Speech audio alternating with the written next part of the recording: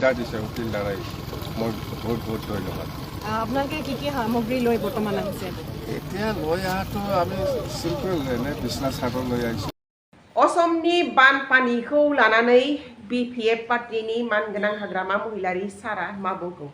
खुलुमबाय लोगोफोर, welcome to Rama's official इउट्यूब चेनेलाव नोंथांखौ फिन खेबसे बरायनाय लाहरनाय थानाय जाबाय। नैबे समाव नोंथांमोननि खाथियावहा मोनसे इम्पर्टेन्ट आपडेट लाना फैनाय जादों।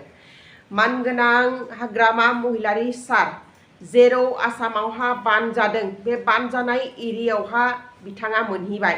बिथाङा मोनहैनानै बानपानी जानाय जायगायाव न'खरनि मानसिफोरनो मा हैदों, जायफोरा बै बानावहा न'फोरखौ लांजाबाय बा जायफोरा बाननि जुगेदि न'फोर धंस जाजोब्बाय, बिसोरनि थाखाय मा सहाय हैदों BPF पार्टीनिफ्राय नोंथांमोना नैबे भिडिअ क्लिपखौ नायनो हागोन।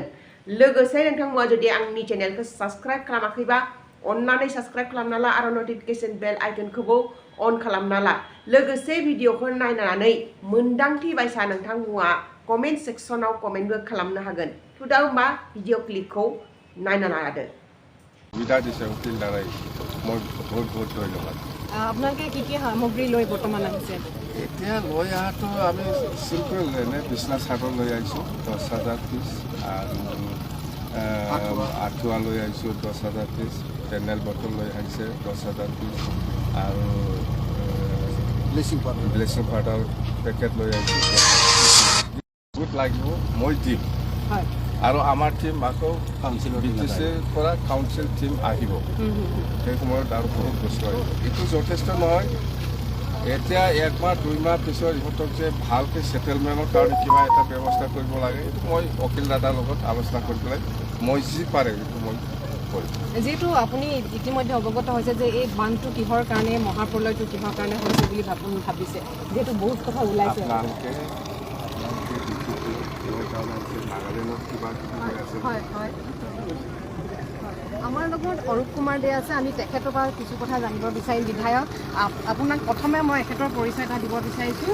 ইয়াৰে গৰিসাগৰৰ এজন শিশুক আচলতে তেখেতে 2খন ভৰি অলপ অচলা অৱস্থাত আছিলে। তেখেতে পাটনত নি আচলতে ট্ৰিটমেণ্ট কৰি তেখেতৰ সহধৰ্মিনীয়ে আহি ইয়াতে সকলোখিনি কৰিছিলে। দাদা, ইয়াতে আহি এতিয়া আপুনি মহাপ্ৰলয়নকাৰী সময়ত আহিছে, কি ক'ব? মই এই প্ৰেৰণা হাগ্ৰামা মহিলাৰী ছাৰৰ পৰাই শিকিছোঁ, কাৰণ মই আগতে পলিটিক্সত নাছিলোঁ। তেতিয়া আমাৰ চিফ ছাৰ BTC চিফ হৈ আছিল, তেতিয়া তেখেতৰ লগত সংগ দিছিলোঁ। তো ছাৰৰ যিবিলাক কামৰ এক্টিভিটি ষ্টাইল এইবিলাক দি শিকিছিলোঁ। তাৰপিছত যেতিয়া হৈছিলোঁ BTCত, তেতিয়া শুনা পাইছিলোঁ যে শিৱসাগৰত এনেকুৱা সৰু ল'ৰা মানে চুচৰাই যাব লগা হয়।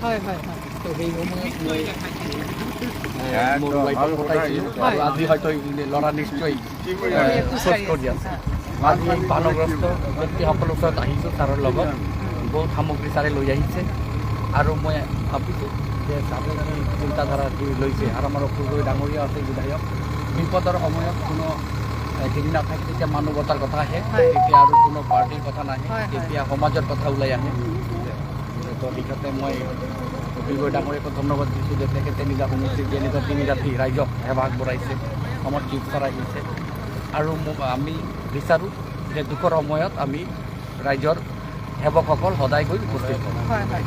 অখিল দা, এতিয়া যিহেতু বিৰোধী কথা নাহে, এতিয়া মুঠতে আমি এই বানৰ পৰা বাচিব লাগে আৰু এটা স্থায়ী সমাধান লাগে, কি ক'ব?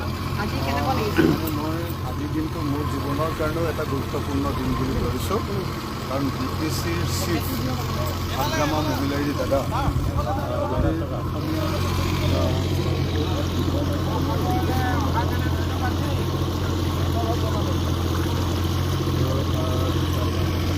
এজন গুৰুত্বপূৰ্ণ নেতা। অসমৰ মানুহে সদায় ভাবি থাকে